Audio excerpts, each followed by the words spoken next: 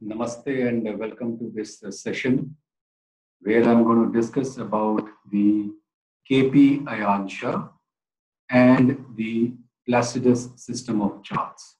In Placidus system of charts, I am basically going to cover the interpretation of a Placidus chart rather than the making of a Placidus chart. Now, let me share the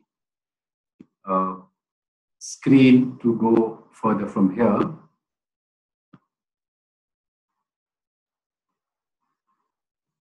Okay, now Ayanamsha is a conversion figure to deduct from Western tropical, cuspal and planetary positions to get a Eastern or Hindu sidereal positions for the horoscope. Now, it plays an important role, firstly, in fixing the position of ascendant and thus the other cuspal positions, and secondly, in fixing the longitudes of the planets. Here, the moon's longitude plays an important role in the Dasa period. Now, the KP Old Ayanamsha presumed to be constant for the full calendar year for easy manual calculation. However, in 1969, the supporting tables were given to calculate the Ayanamsha value correct up to second and for any date in the calendar year and is still used in certain softwares.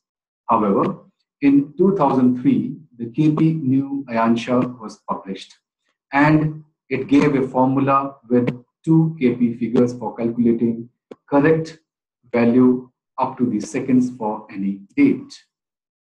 Now, the formula for calculating the KP New Ayanamsha is given over here. The point to be noted here is that contrary to what the Lahiri Ayanamsha takes, the KP Ayanamsha takes 291 AD as the zero Ayanamsha year.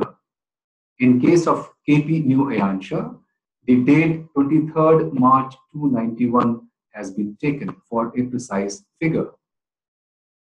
Okay, as of 15th April 2016, the software that I am using has given the KP New Ayanamsha as 24433, Lahiri Ayanamsha as 24501, and KP Old Ayanamsha as 235901. There is a bit of difference between these 3 Ayanamshas.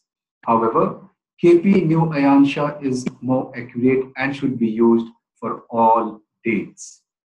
If, however, one would like to use the KP Old Ayanamsha for calculating up to the sub-lord level, there would not be significant changes except for in the borderline cases. So one could be using KP Old or KP New Ayanamsha with not much of a difference except in the case of borderline cases. However, for a better reading, I suggest that you all use KP New Ayanamsha for all dates of birth. Okay. Now, moving further to the Placidus chart. As I mentioned previously, that I would be basically getting into the important aspects for studying a Placidus chart for the use in the Krishnamurti Padhati. Now, if you notice in this chart, the 2 Rashis or the signs, that is of Pisces and Virgo, have been intercepted. Now, these 2 Rashis do not have any lordship.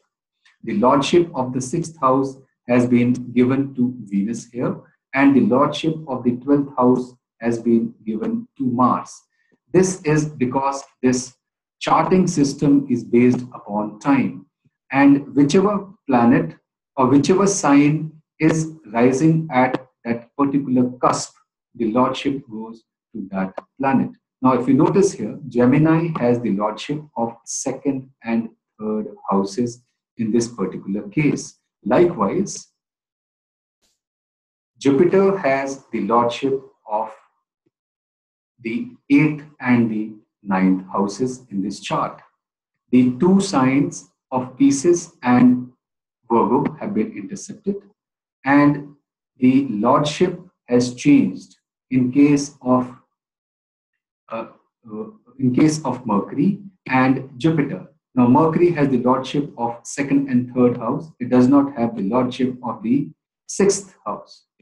And here, Jupiter has the lordship of eighth and ninth houses, but not that of the 12th house. So this is how the Placidus chart would change the significations of the planets as well as the significators of the houses. Now, if you notice here, Moon is in the Leo Rashi. However, it is in the fourth bhav. If we change the disposition of Moon here in this example, now Moon would be in the fifth bhav. Okay, and also remember the planets do not change rashis but may change bhavas. Okay, in this particular case, the Moon is in the Rashi of Virgo. However, it is lying in the fifth bhav and not in the sixth bhav because the Rashi of Virgo has been intercepted here. The lordship of the sixth house has been given to Venus over here. Now, this is a huge difference in studying or reading a chart compared to the traditional Hindu astrology. Now, let me explain this to you in a North Indian chart. Now, here, if you notice, the lordship of Mercury is of second and third houses and not of the sixth house. The sixth sign and the 12th sign, as I told you, have been intercepted here. The lordship of Jupiter is of 8th and 9th houses and not of the 12th house. The 12th house is lorded here by Mars, and the 6th house is lorded here by Venus. Okay, now if we change the position of Moon in this example, now let us say Moon was posited in Virgo sign at 16 degrees and 33 minutes. Then in the North Indian chart, it would have come to the fifth bhav. Okay, and also remember that all the Vedic aspects and conjunctions are Rashi based. These have to be taken with respect to the Rashis that the planets are actually lying. The Rashis do not vanish. Kindly remember that Rashis do not vanish. They are only intercepted. Only the lordships have changed by virtue of this time-based Placidus system. Wherever, after a particular time, when the new cusp starts, whichever sign is rising at that cusp is given the lordship. Like in this case, the lordship of second and third house has been given to Mercury, and the lordship of 8th and 9th houses is with Jupiter.